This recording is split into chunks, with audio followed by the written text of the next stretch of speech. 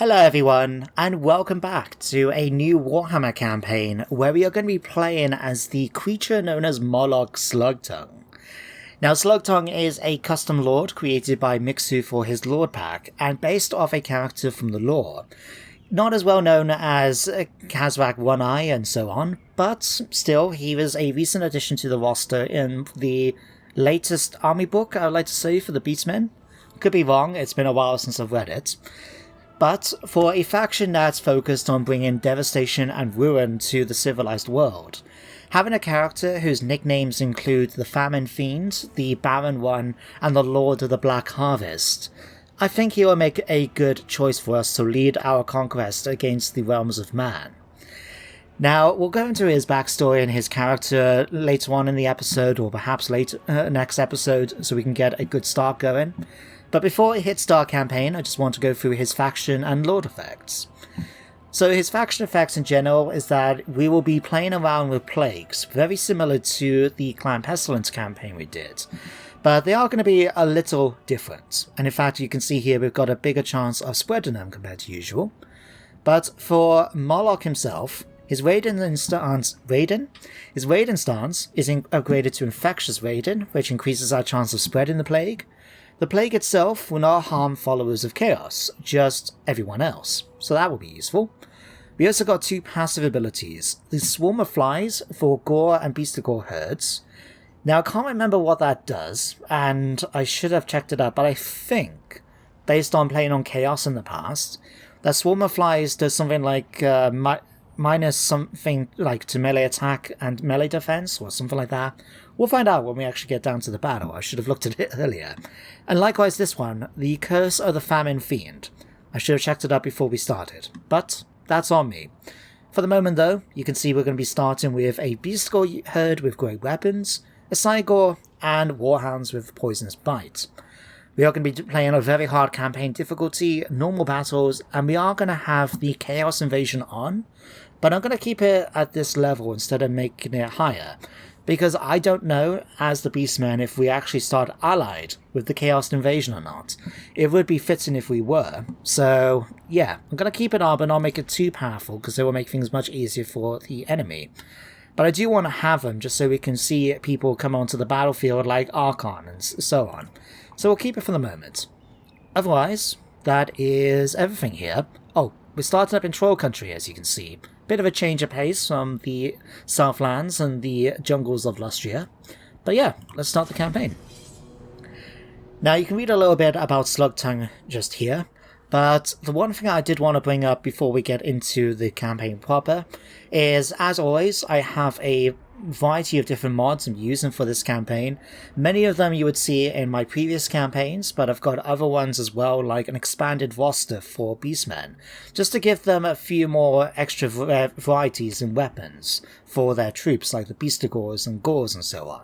So nothing too fancy, but I figured it'd be a nice little addition for them. But we'll come across them as we use them. And if you are interested in using the mod collection yourself, you can find it linked in the video description as always.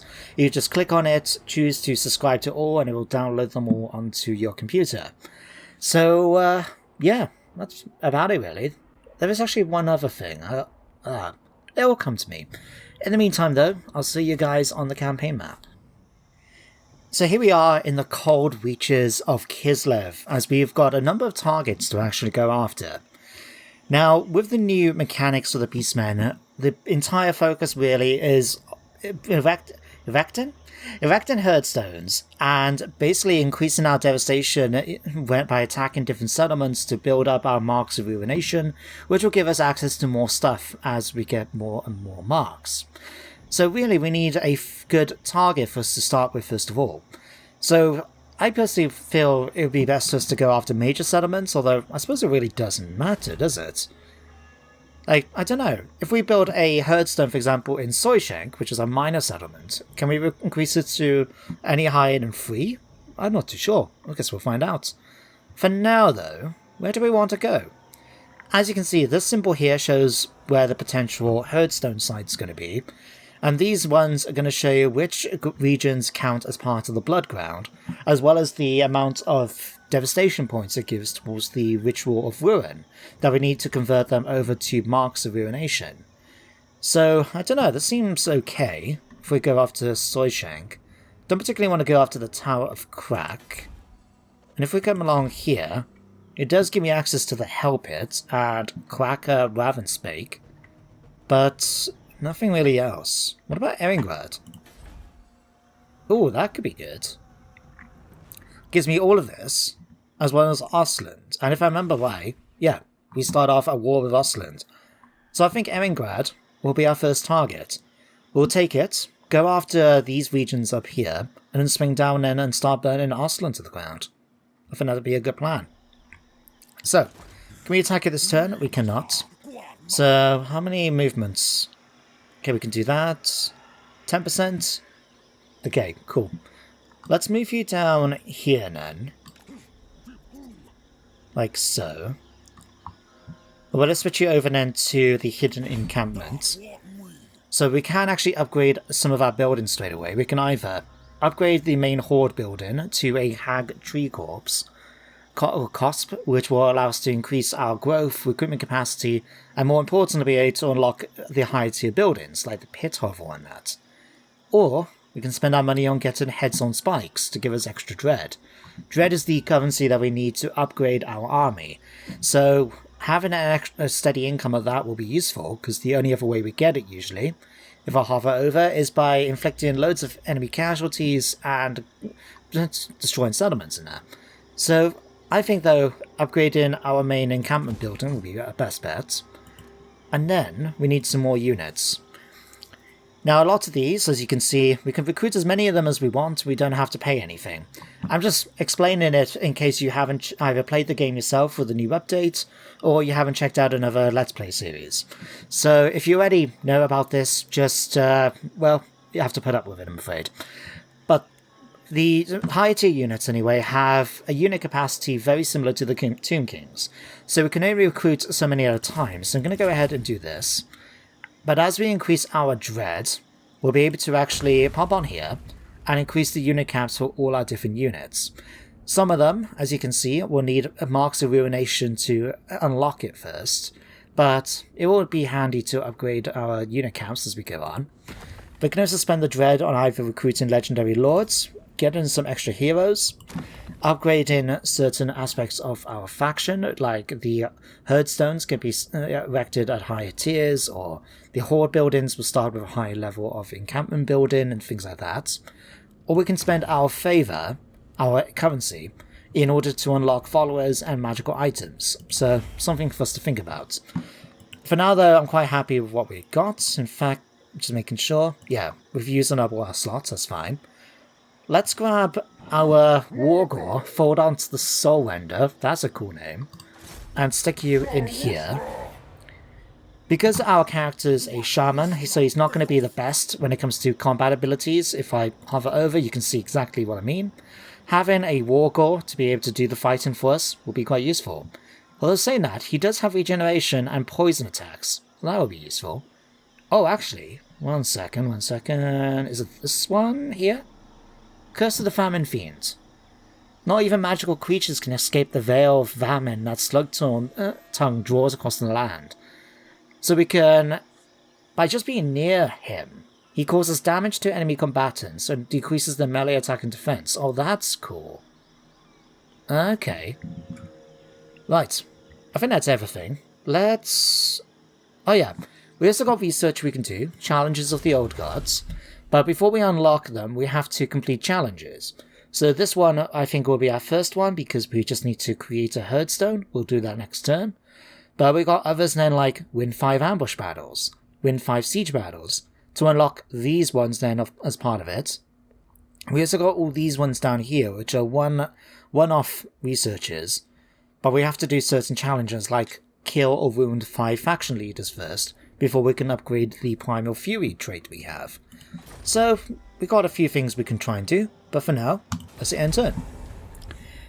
Now, I can use the end turn phase to just bring something up, and that is something I always do in my campaigns, which, if you're a long-time follower of the channel, you would know.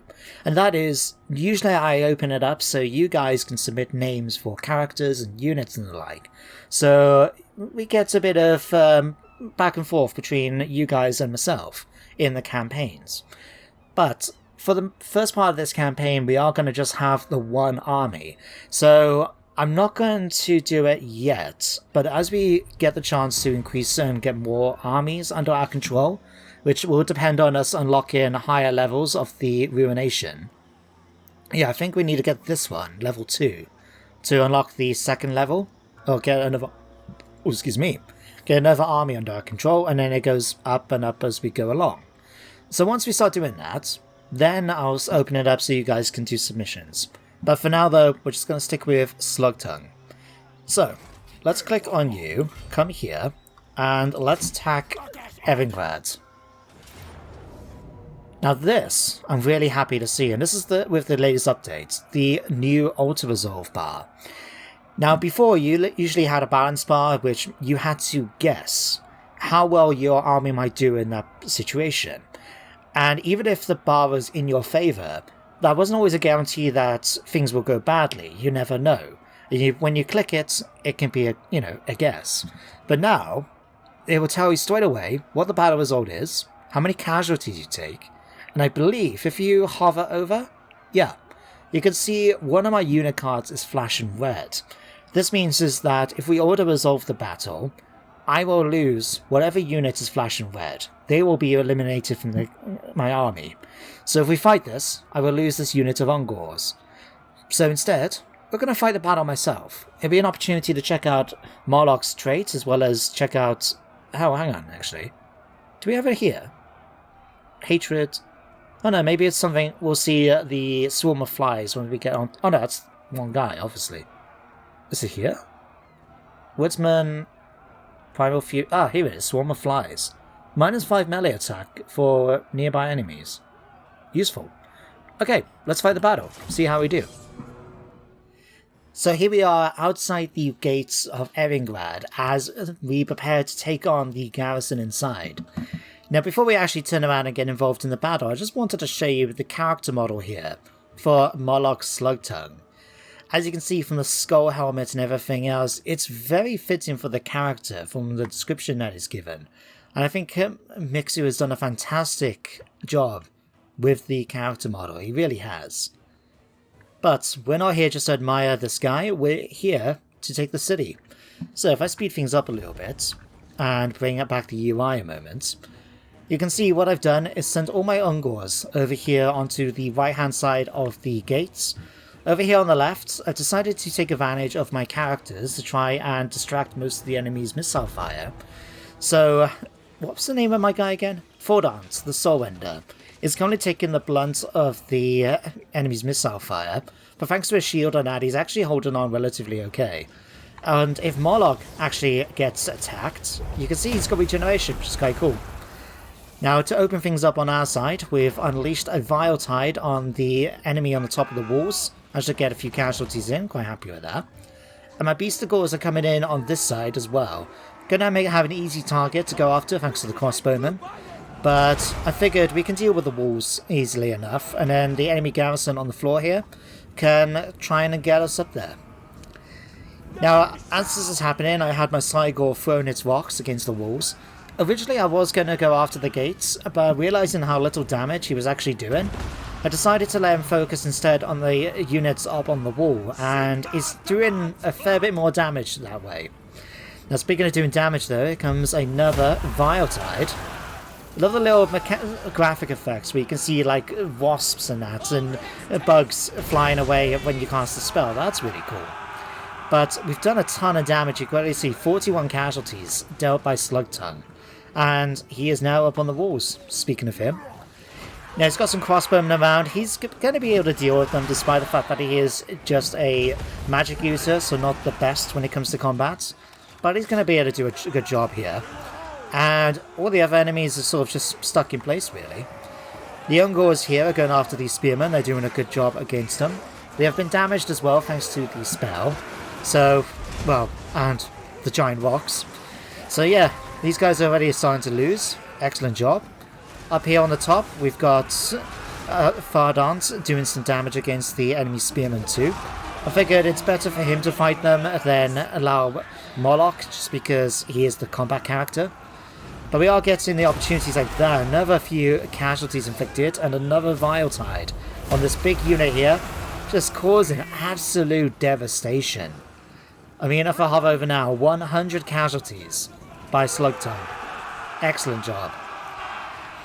Over on this side, the rest of the units are getting into position. They are climbing up slowly because of how many there are in the units, but really, they're not needed, to be honest with you guys. You can see the Ungors here have managed to get a few casualties in here. The Spearmen have managed to get a couple in, but these guys are already running. I'm just basically there now trying to do some damage before they go off the walls, make sure they don't come back, that they shatter as soon as we can. Like over here, we've got 97 spearmen that have come up from the bottom to try and climb up. But between my Beastigors as well as my characters, it's not going to be too long until they start running away as well. In fact, you can see them running up over the gates already. At this point then, all really left is just this one unit of swordsmen over here. Everyone oh, and this unit of swordsmen here, I guess. But even they're going to take a bit of a hit thanks to another Vile Tide. Look at that. Massive chunk of their health gone with that one spell. And this is not me overcasting it, this is just a standard spell. And it's really, really cheap. 9 points of magic it takes to cast that spell. Which is amazing. And as you'll see later on, when we can actually upgrade it, it's going to be madness how easy it's going to be to cast it. It's going to be absolutely crazy. But anyway, speaking of crazy now, you can see these guys are starting to retreat. That one last unit now has started to retreat as well. And the battle is mine. Because it's a siege assault, we don't have to chase down the garrison. It will just count at us killing all of them when we go back to the campaign map. So, yeah, our first victory. Quite happy with that result. Let's go back to the campaign map and sort out our Herdstone. So there we have it. Decisive victory, very few losses on my side, and in fact, counting it up during the loading screen, I actually only took 3 casualties to tower fire. All the rest of my casualties, 22 of them, came from the enemy garrison, so well done those guys. Also, I must point out, I like the fact that you've got the backgrounds here, basically made of, you know, leather tied together. That's quite cool. But anyway, we're not here to worry about that. We are here to set up our Herdstone. So we can only do so many of these at one time. At the moment, you can see here on our counter, we've only got 1 available to us. When we actually do the Ritual of Ruin, which is why we're setting these up in the first place, we'll be able to get it back. And the more marks of ruination we get, I think, here, once we get to 100 of them, we can get extra Herdstone shards, so we can start doing more Bloodground games in one go, which would be quite cool. We also completed a challenge, so we can actually do some research, and we've picked up a Talisman of Protection. Okay, and a Zealot. Cool. There's not much else we can really do here at Erengrad, because we've just conquered it, so it's the same as any other army is stuck there now for the turn. So let's have a look and see about recruiting some more units. In fact, we can take advantage of the local buildings in order to increase things much more. So yeah, let's do that. We're going to grab 2 of you. Say 2 of you. No, we'll grab 1 of you. And 2 of you. There we go, and next turn we'll be able to do the same hopefully and get us up to a 20 stack. That'll be quite nice. Right, so now that we've built it, we got our Current Devastation. As you can see here, once we reach 10, we'll be able to convert all of it to Marks of Ruination, and by doing the ritual, we'll also prevent any ruins from being able to be colonized within its radius until the Herdstone is destroyed, which, if I click on it, yeah, it's got quite a decent garrison to it. And especially with bestial landings, we've got harpies and feral manticores. Wow. Casualty replenishments through the roof too. Nice. Okay, let's do our research. Sorry, our skills quickly. Fine, let's check out our personal skills. You can see our magic is a combination of death magic and wild magic from the Beastmen faction. So Vile Tide was really, really good during that battle, so I wouldn't mind upgrading that as soon as we can.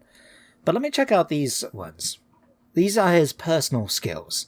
So we've got Repugnant Stalker. The increased chance of plague, okay, it's not the best skill in the world, but we do need to get it. Vanguard deployment doesn't seem that useful, to be honest. Whispers of Death. Slugtongue leaves the Black Harvest effect in enemy regions for 3 turns. Okay. Plague duration, extra 100%. Ravenous Maggots. Yeah, as you can read there about him, he's not the nicest looking beastman in the world. But by getting this, we get Fear and Terror. Oh wow. We can make it so nearby units also get a reduction to speed and cannot run. Oh, that is useful. Follows of Slug... Wait. We can make it so in his army, Gore and Beast-to-Gore units have regeneration, extra armor, and poison attacks. Oh, that would be useful. And then Supernatural Blight. Wait, am I reading this right? I'm not too sure what Slugtongue's curse contact effect is. It just says damage over time, okay. But not only does it seem we get cheaper Vile Tide abilities, like, combine that with... Wait, the lowest tier one.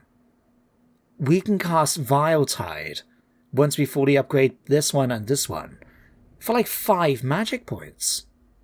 Oh, that will be useful. Not only that, but yeah, it looks like we even get it as an army ability. So 2 turns times it in the battle, we can actually cast it for free. Oh, that is cool. And then what we got here, Lords of the Black Harvest. Okay, Vortex ability, 3 uses, major magical and fire damage, and does damage over time as well for 10 seconds. Oh, cool. I think, is that one as well, the Plague Master? I mean, it'd be useful, but I don't know if that's unique to him or if it just happens to be there. But all of these look really cool, especially these later ones. Repugnant Stalker, not so useful, but we have to take it anyway. But before we get to that though, and before we work on magic, something I think we need to do is work on getting Lightning Strike. Because we're only going to have the one army for this campaign, and once that army is destroyed, game over. I think the ability to pick and choose our battles, to an extent, will be quite useful. So we'll go for Gargantuan Hooves. And then we need Bazoom 4, 4 skill points. Income from Raiden. Extra income. Casualty replenishments. Okay, it's only +6, but the attrition could come handy too. Okay, we're going to go for Dark Apothecary for his first couple of points. Maybe I think then get Blessed by Evil in order to unlock Unholy Resilience, and then we'll go for Lightning Strike afterwards. So we'll do that for you. And then Soul Render. -4 enemy leadership, that will be useful, and 10% physical resistance, making him tougher in combat. Okay, we'll take Replenished Troops as well, and Blade Master. Thank you. Research. Let's go for Plight of the No-Horns. The flaming power of a Herdstone invigorates the lonely Ungors first to take vengeance upon the world that spawned them. Increasing melee attack and leadership for our main units at the moment. Cool. Okay, so Imperial Peace. Now this is from one of the mods we're using it in the mod pack, and it can set it up so the Imperial factions like Ostland, Whiteland and so on, as well as Kislev, will not attack each other. Now, it does lead to quite a different experience, as it mentions in the tooltip here, because the Empire, without needing to attack one another, will expand outwards, and they'll be able to focus a lot when they put their mind to it. But to be honest, I like the idea of the rumors being false. Not because it makes my life a bit easier, because I have played it before where they are united, but simply because out of the 2 options, I feel that makes the most sense, according to the lore. Because in the Warhammer universe, while the Emperor was obviously the Emperor and in charge of the Empire, remember he is only a character that's elected to the position. And in the history of Warhammer, Boris Todbringer, the elected count from Middenheimland, almost became Emperor compared to Karl Franz. I think if I remember right, he lost it from 1, maybe 2 votes. against him, and one of them was because of it being switched over the last minute, thanks to Calfans doing some political shenanigans. So it feels quite fitting that these elector counts, these powerful individuals, who, while some are loyal to the Emperor and the Empire, others are maybe loyal in name, but kind of want to just do their own thing, and are quite happy to engage in rivalries and go to war against one another over trespasses and claiming new territories, you know? So, yeah, I quite like the idea of keeping it. But, talking about new territories, let's go down and take Zoishenk. We can just about reach it, it seems. So, let's march up. Excuse me, let's march up and attack it. Thank you. Okay, one order resolved later. And what do we want to do? We can loot it and raise it, which will give us some extra favour. Gives us extra bestial rage and allows for a small amount of additional movement. Or we can go for raise and advance, which will give us less favour, but casualty replenishment and more movement. At this part of the game, we're just going to go for loot and raise, get that extra bit of money coming in. And we've now done enough devastation to perform the Ritual of Ruin. Now, something I don't know about, and if anyone knows, I would love for you guys to tell me in the comments, is, say for example, like I click the ritual now, right? Once you perform that ritual, any settlement, that's a ruin I should say, within the area of the Blood Ground, will not be allowed to be colonized until the Herdstone is destroyed, right? So once we've done the ritual, of course. So what happens if I did the ritual now, for example, and then we attacked Fort Stragov and burnt it to the ground? Does it mean that enemies can still come back and colonize it because we burnt it down after doing the ritual? Or does it still count as uncolonizable because it's still within the radius of the Blood Grounds, even though that we've destroyed it after the ritual was enacted? If you happen to know, that would be really useful to know, so thank you in the comments in advance. Right, Molokh is now done. We can level you up. Let's switch you back down to Hidden Encampment a moment. Let's upgrade your points. So we're going to go for Dark Apothecary with you. And Soul Render. Oh, we got Nurgle's Foul Stink. That's what it is. Okay. Let's give you then melee defense. He's already got good defense thanks to the physical resistance. We might as well improve it if we can.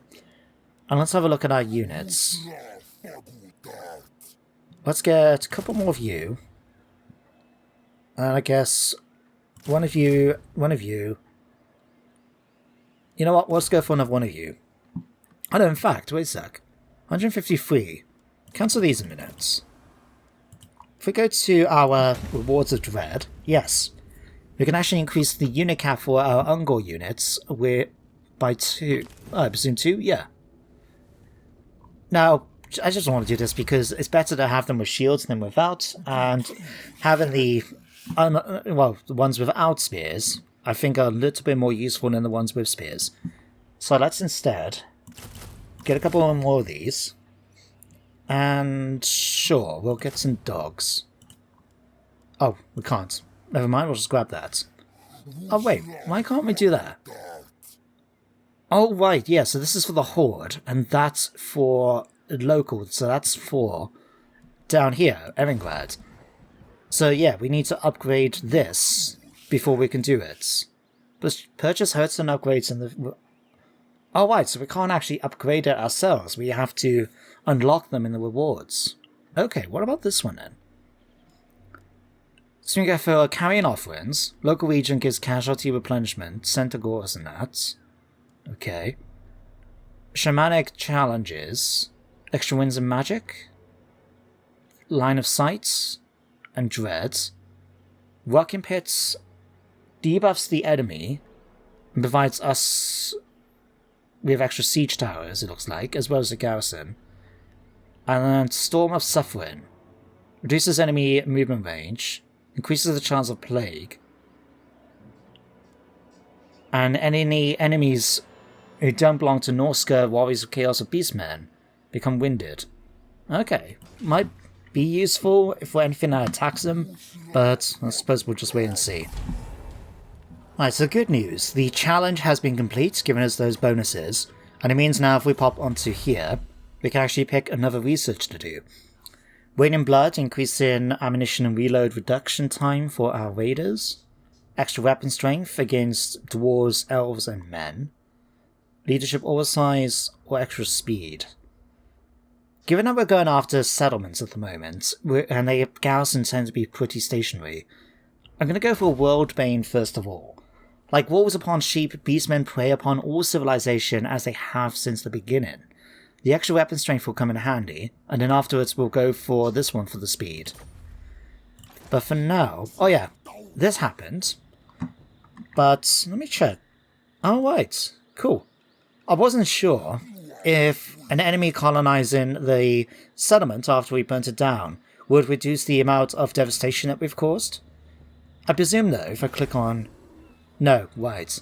So you can't just let an enemy recolonize it and then you burn it down to increase its devastation that way. Gotcha. In that case, let's go for the extra experience then, and attack Zoishenk again. Alright. Auto-resolve yet again. Like so. And this time we're just going to go and raise in advance. Get the casualty replenishment back up. There we go. Confident attacker for the bonuses. Man's ruin. Okay. So where do we want to go first of all? Do we want to go for Ostland or finish off Kislev? If we want to finish off the Bloodground region up here, it's these two regions. So I'm thinking we'll go after these, and then either swing back towards Erengrad, or we can march down... I don't know, hang on, does Savastra count? Yeah, Savastra counts as part of it. So we can march down over the bridge, attack Savastra, attack the castle of Unwaken. Then we can head off to Wolfenburg, Norden. No, the Brass Keeper's unoccupied right now. That's okay. But that could be something for us to do. Or we can just march straight down into Ostland. I'll tell you what, for the moment, let's just move you guys a little closer to here, I guess. Put you back into this. We've got 2,750, okay. What do I want to try and aim for next, now that we've done it? We got this already, so we can upgrade it to get Gores. That I would prefer to do, unless something else catches my eye. A den will give me Harpies, Razor Gore Herds, and Chaos Warhounds. The Harpies could be kind of useful. And eventually we'll be able to get the Pit of Horrors for Manticores and Spawn, and eventually the Jabberslave. Now I saw the videos for that, it does look cool, and I think it's supposed to be really good against infantry, isn't it? Yeah. So that'll be useful. We could, as well, get Scorched Grass Plains to get Centaurs. Okay. As well as Razor Gore Chariots. A Fire Pit to give me Minotaurs. And a Gorbal hero. Giants Lair for Giants. Cygors and Gorgons. Okay. Oh, right, these. So I believe this is from the expanded mod. Basically, it gives you access to a Beastman Horde, or Beastagore unit, I should say, associated with one of the Chaos Gods. So we've got Korngors, we've got Zagors, I believe these are called Pestigors, yeah, and Slagors from Slanesh. And what do these do? Extra speed, okay. Poison attacks, casualty replenishment. A little similar to when I used the... Oh, I can't remember what the name of the mod was, but I used a mod for my Cabal playthrough, which allows you to get each of the hordes for Chaos to represent one of the gods, and I thought that was a really cool way of going about it. So it's not a bit over the top or anything, it just provides small bonuses. I think that's quite cool, especially if it's all the way up there. Or we can go for this one and unlock the ability to recruit shamans. Okay, good to know. Now we should really be bringing the episode to an end because we're about 5 minutes over, but we'll just finish off this for now. We'll do this turn, and then we'll move on. So we'll go Bless by Evil, Unholy Resilience, and then we can get Lightning Strike in the following turn. You, good sir, can get Primal Instincts. When do we get this next one? Next level, right. Let's go Thick-Skinned, I think. Let's go for that. And then hit and turn. So yeah, next episode then.